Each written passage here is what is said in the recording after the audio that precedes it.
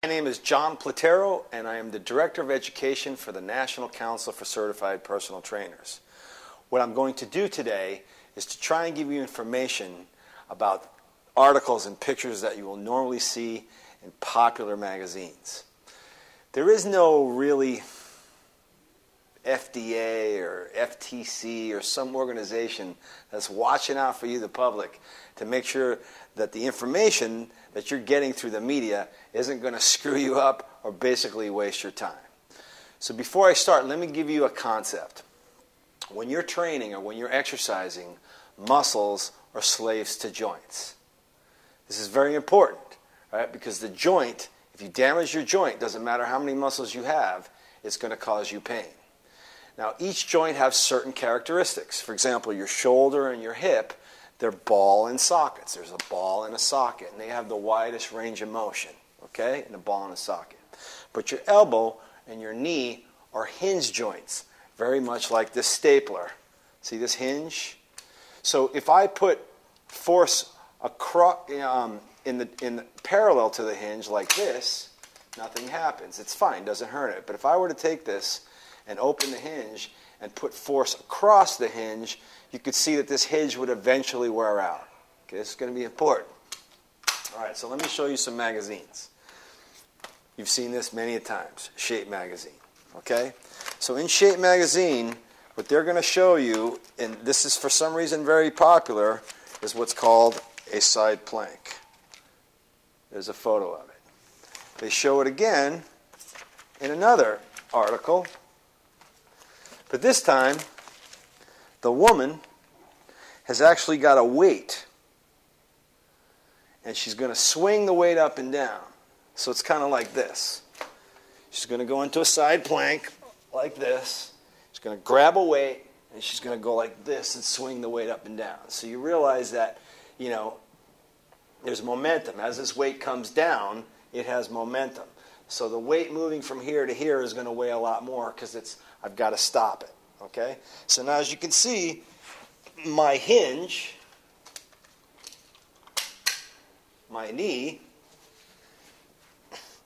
is at 90 degrees to gravity, right?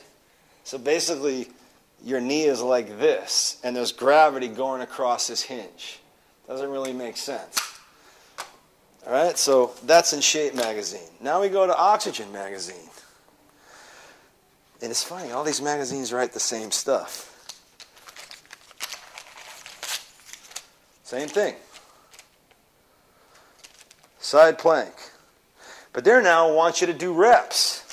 So they want you to do this. They want you to be like this and go up and down. Again, more force across your hinge, your knee. Here's another Muscle and Fitness. This guy, same thing. Side plank. He's got a much heavier weight, and he's going to swing that weight down and then back up. Okay? Force going across the hinge. Here's another shape.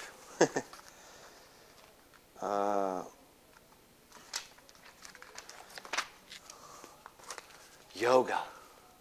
So good for you. But again, hinge going across. Now, in this particular magazine, they actually show the correct way to do it. The correct way to do it would be to put your knee on the ground. See what they've done? So this is actually the right way to do it. Because this way, instead of having force cross your knee supported on the ground, and then you can work the lateral stabilizers of your body. So there's actually a good thing there. Okay? Let's see what else I got. I got another Shape. Another Shape magazine.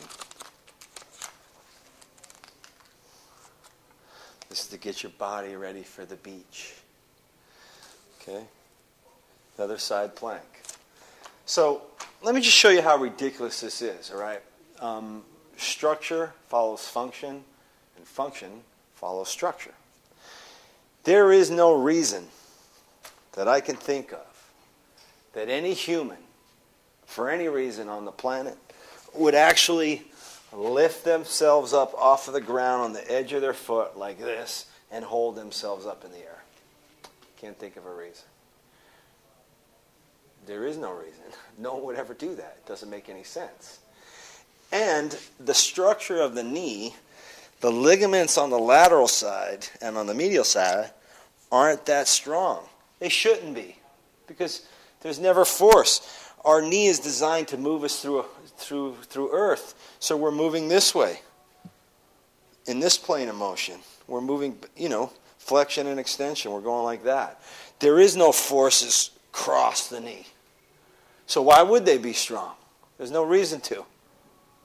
So there might be some validity after surgery to do some of that stuff, or do a side plank for certain portions of time to create tensile strength in a ligament. But to do repetitions of it and add weight and add repetitions makes no sense at all. In fact, the lateral system that you're challenging is designed to keep one side level as you lift the other side up in gait. So it involves ground reaction forces, which you're not doing when you're laying on the ground. So it doesn't make sense to do the side plank no matter how many magazines do it. All right? So let's go on. This is what happened when celebrities start giving you fitness advice. Pretty girl, but not a fitness expert. So in her routine, she recommends, or she's showing you, I do this medicine ball push-up. Looks cool. Rocky did it in one of his pictures, but not really a good idea for the elbow. Okay, think of it this way. The elbow is like the knee. There's a bursa under the olecranon, and there's bursa under the kneecap. There's a 90-degree rule when we do squatting where we're not supposed to go lower than 90 degrees for the knee. And one of the reasons is as you go lower and lower and lower, you have more compression against the knee, and there's cartilage and a bursa under there. The same thing for your elbow. When you go down into a push-up, you go to 90 degrees. As you get further than 90 degrees like that, you have a lot more compression on the olecranon and a lot more compression against the bursa.